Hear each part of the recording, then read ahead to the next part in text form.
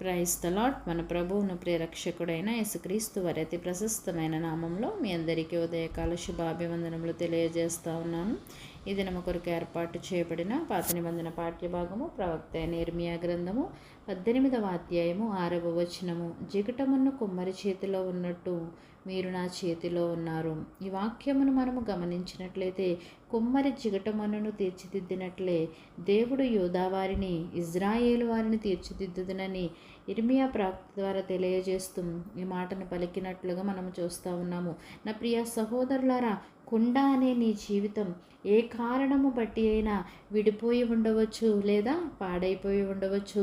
ఈ దినమందే నీవు దేవుని మాట విని చెడుతనమును మానివేసి ఆయన చేతులకు నీ జీవితాన్ని అప్పగించుకుంటే పరమ కుమ్మరి అయిన దేవుడు నీ జీవితాన్ని అందముగా తీర్చిదిద్దుతానని, నిన్ను పనికొచ్చే పాత్రగా తయారు చేస్తానని యొక్క వాక్యం ద్వారా మాట్లాడుతూ ఉన్నాడు. నా ప్రియ సహోదరులారా, మనము దేవుని చేతిలో ఉంటే జరిగే కార్యములు ఏవి అని మనం ఆలోచన చేసినట్లయితే, మొదటిగా మనం ఆశీర్వదించబడతాము, రెండవదిగా మనము సంరక్షించబడతాము, మూడవదిగా మనము స్వస్థపరచబడతాము.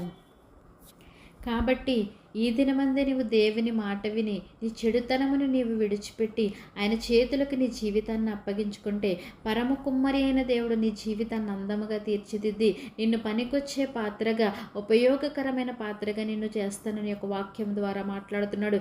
ఏ కారణము చేత అయినా సరే నీ జీవితము పాడైపోయినా, నీ జీవితము విరిగిపోయిన స్థితిలో ఉన్నా, చెల్లాచెదరైపోయిన స్థితిలో ఉన్నా కూడా నీవు ఈ దినమైన దేవుని మాటని వినగలిగినట్లయితే, నీ జీవితాన్ని ఆయన చేతిలో ఉంచినట్లయితే కనుక నిన్ను మంచి పాత్రగా, పనికొచ్చే పాత్రగా, ప్రయోజనకరమైన పాత్రగా తయారు చేస్తానని యొక్క వాక్యము ద్వారా మాట్లాడుతున్నాడు. జిగటమన్న కుమ్మరి చేతిలో ఉన్నట్టు మీరు నా చేతిలో ఉన్నారని ఈ వాక్యము మన జీవితంలో నెరవేరినట్లు అట్టి కృప పరిశుద్ధాత్మ దేవుడు మనందరికీ అనుగ్రహించునుగాక. తలలు వంచి ప్రార్థనలు ఏకీభవించవలసిందిగా కోరుచున్నాను.